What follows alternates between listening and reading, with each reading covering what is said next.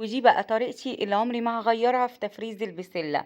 تقعد معاكي من السنة للسنة وكأنها فريش. لا لونها هيغير ولا هتجلد ولا هتنشف ولا أي حاجة من الكلام ده خالص. كل واحدة فينا ليها خبراتها وتكاتها في التفريزات.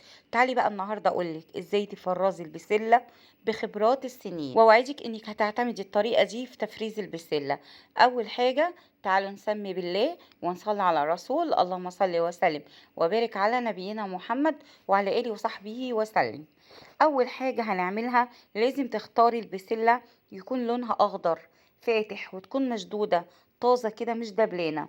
الحباية تكون مليانة ومش فاضية. بعد كده هنبدأ نفصص البسلة بتاعتنا، وأي طبعا واحدة تكون مصفرة أو فاضية أو فيها الحب بتاعها مش حلو هنستغنى عنها. كمية البسلة طبعا اللي هتفرزيها زي ما تحبي. كانت كمية البسلة بتاعتي 3 كيلو.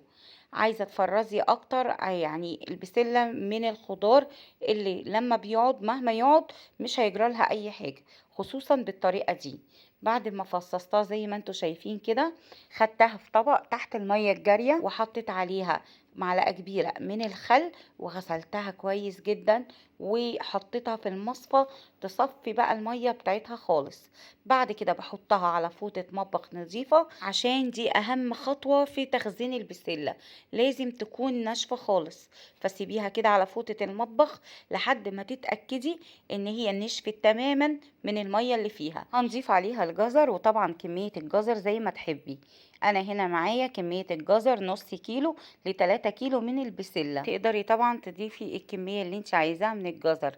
ممكن ال3 كيلو من البسلة بياخدوا كيلو من الجزر لو انت بتحبي الجزر يكون كتير شوية، او كيلو ل4. ده طبعا اختياري.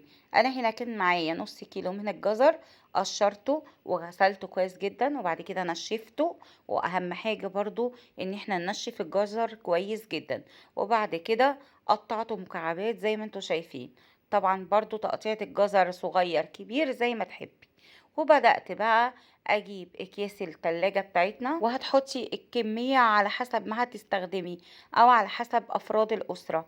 انا هنا استخدمت الكمية، حطيت الكمية اللي انا عارفة ان انا لما هطلع هطبخها على طول. بعد كده اهم خطوة برضو في التخزين، ودي تاني خطوة مهمة جدا، لازم تفضي الكيس من الهواء. وبعد كده بتربطيه كويس جدا.